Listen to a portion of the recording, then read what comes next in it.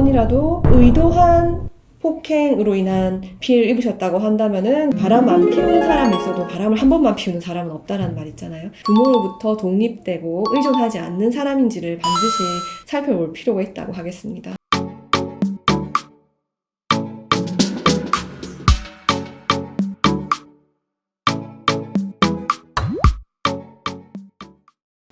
네, 안녕하세요. 전 13년차 이혼 전문 변호사이자 딸 둘을 키우고 있는 워킹맘 변호사 변경민입니다. 결혼 전에 잘못된 연애를 하고 그 연애가 결혼으로 이어지고 그 결혼이 이혼으로 이어지는 경우를 다수 보게 됩니다. 해서 결혼 전에 현명하게 연애를 하고 맞지 않는 사람에 대해서는 과감하게 손절하는 것이 사실은 이혼을 예방할 수 있는 지름길이라고 볼 수가 있습니다.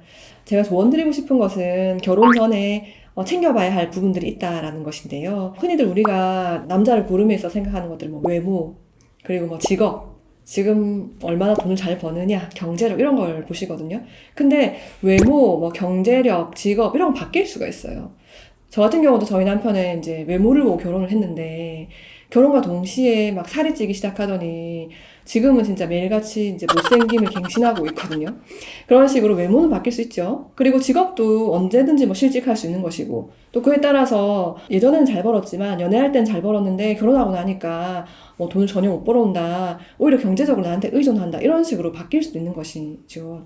해서 그 결혼을 결심하기 전에 반드시 체크해 봐야 될 부분은 그 사람의 바뀌지 않는 부분일 것입니다. 바뀌지 않는 게 뭘까요? 바뀌지 않는 건 그 사람의 습관, 성격이거든요. 그러면은 이 습관은 어떻게, 이 사람 성격을 어떻게 알아볼 수 있느냐?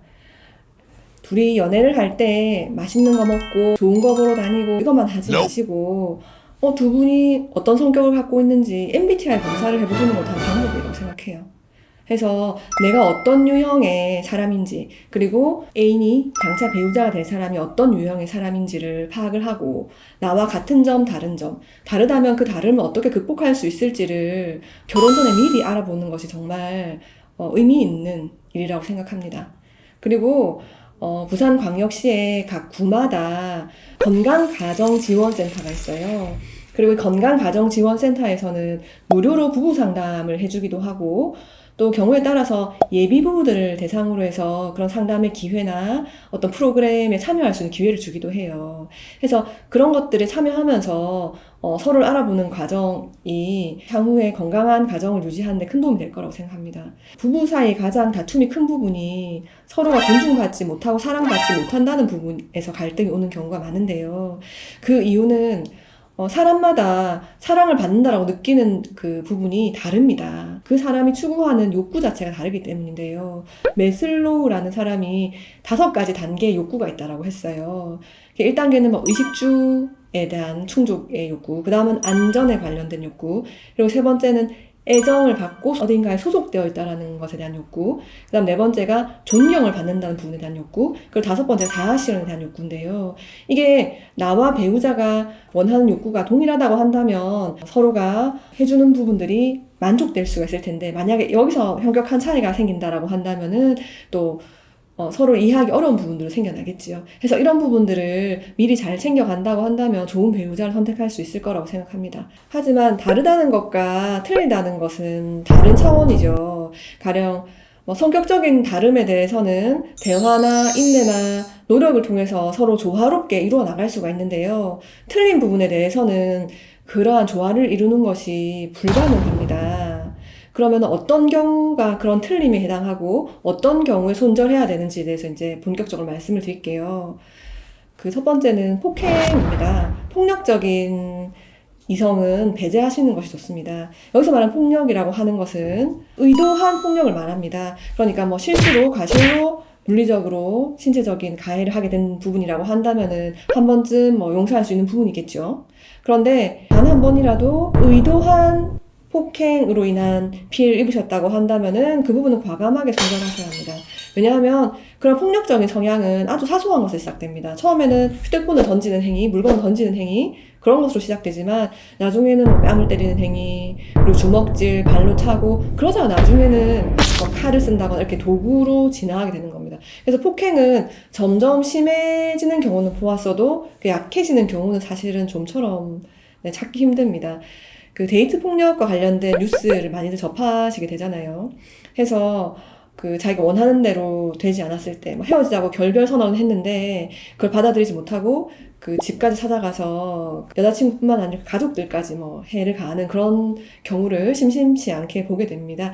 그렇기 때문에 이런 폭행을 하는 사람, 폭력적인 언행을 하는 사람에 대해서는 손절을 과감하게 하시는 것이 좋습니다. 두 번째 손절해야 될 대상은 바람을 피우는 이성입니다. 바람을 피우는 이유는 두 가지 정도로 요약할 수 있겠죠. 하나는 처음에는 정말 사랑하는 마음이 있었지만 관계가 나빠지고 갈등 상황이 되다 보니까 감정적으로 멀어져서 다른 이성에게 관심이 생기는 그런 경우가 있을 수 있겠죠. 두 번째 유형은 애인과의 관계가 좋고 나쁨을 떠나서 끊임없이 다른 이성을 추구하는 그런 유형이라고 생각됩니다.